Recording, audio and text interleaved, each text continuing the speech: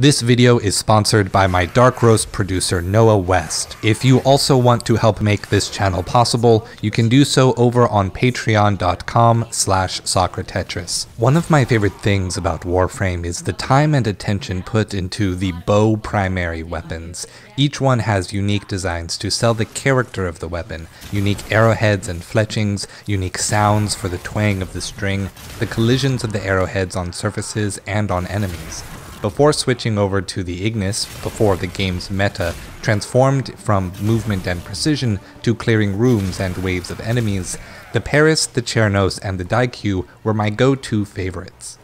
After a time, playing the game with optimal strategies grew less interesting, and I gravitated to weapons that offered interesting gameplay first and foremost. This journey actually started with the Chernos. Warframe's newest expansion, the Angels of Zariman, is introducing soulbound weapons, to borrow a term from Pillars of Eternity.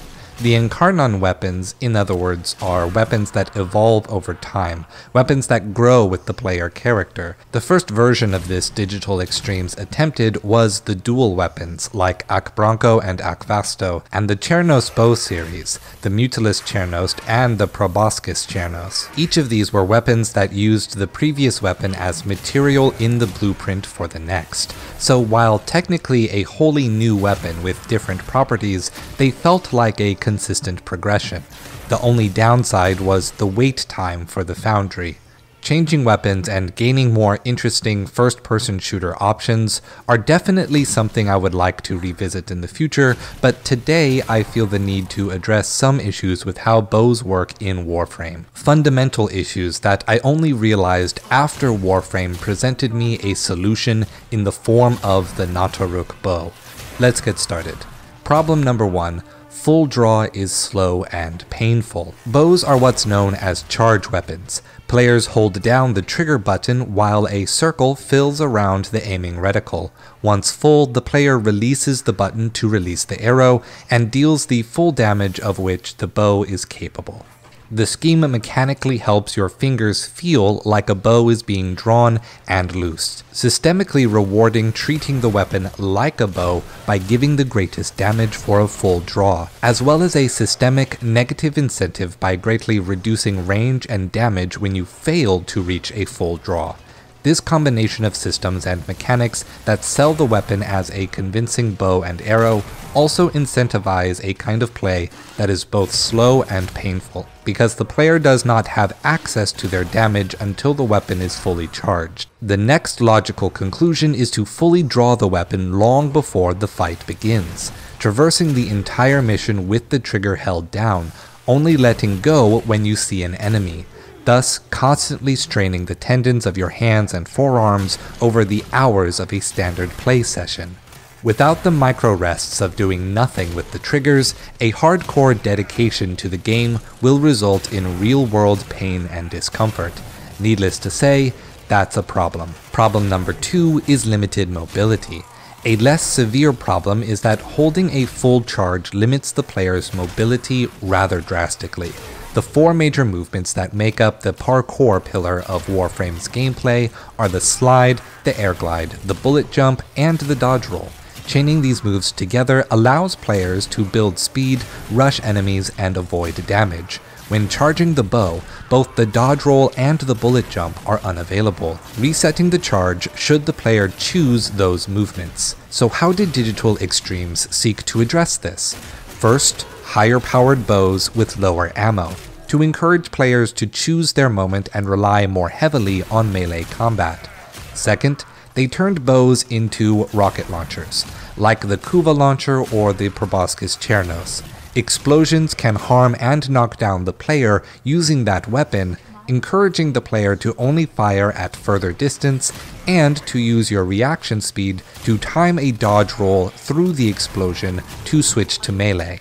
Neither of these solutions actually addressed the above problems. They simply made them less frequent. Yet now, whether by intent or by happy accident, the NATARUK bow from the New War quest line has truly solved these problems by creating a new incentive curve. NATARUK is, like the other bows, a charge weapon. However, the way in which the charge is rewarded through damage is radically different. Rather than two states, one weak standard shot and a second strong full draw, NATARUK has three states. One, an on-par standard shot, two, an immensely strong sweet spot, and three, a strong full draw that is still weaker than the sweet spot. Beyond damage, that sweet spot confers some other benefits. The explosion of sentient energy damages around the point of impact, allowing for some minor crowd control. This works especially well when you use multi-shot mods to create multiple projectiles. It also has some punch-through on the sweet spot, allowing for taking out enemies through objects without the need for an extra mod. It doesn't have nearly the crowd control potential of the Proboscis Chernos, but it adds an extra incentive to change players toward a more fun playstyle. By placing the highest damage in the middle of the charge, it incentivizes the players to only start pulling the string when an enemy is present, which in turn prevents the unintended consequence of encouraging players to limit their movement in favor of maximum damage. Yet, by keeping both the quick fire and the full draw plenty powerful in their own right, players will not feel punished for not hitting the sweet spot every time. NATARUK, like other sentient weapons like the Bazmu, is given infinite ammo, which also contributes to the bow avoiding that punishing feel, though I am of two minds about that. On the one hand, I feel like the higher power bows in the game have their ammo too restricted to keep up with the end game damage per second, yet are also not strong enough to handle the singular enemies that you would save your arrows for. NATARUK does not have that problem, but fundamentally, I do not like the idea of infinite ammo in shooters. As an arcade-style power-up, for sure, why not? It's fun. But as a plain circumvention of the balancing act of using and picking up ammo drops while cycling between your different weapons, it is not as fun, in my opinion. That being said, I would not mind seeing all bows in Warframe be reworked to function like the NATARUK's incentive curve.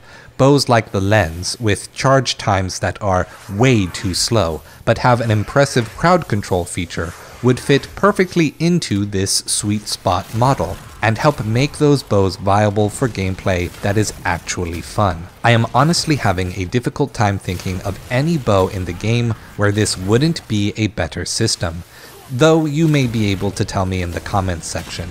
The last thing that I enjoy about the NATARUK is how the sweet spot interacts with rate of fire. You should already know that mods which increase rate of fire when placed on a bow decrease charge time by double the shown percentage. This is a flat benefit for all bows other than NATARUK, because it means less time between shots at maximum damage. For NATARUK, however, it decreases the time it takes to hit the sweet spot, while also reducing the amount of time you have to fire in the sweet spot. The result is an added layer that challenges the player's skill to achieve a higher DPS. As you decrease the NATARUK's charge time, the player must develop a faster sense of rhythm and execute on that tempo. If players had a weapon like this at the start of the game, a player's skill and NATARUK's faster but more rewarding execution could grow together, thus allowing the player to feel as though they are making progress, not just in the RPG mechanics of the game, but in their skill as well. To be frank, the complexity and possibility for innovating on NATARUK systems could be the core foundation of a standalone game. I really hope to see Digital Extreme make more weapons with interesting systems like these in the future. I hope you found something valuable in this video, and stay true.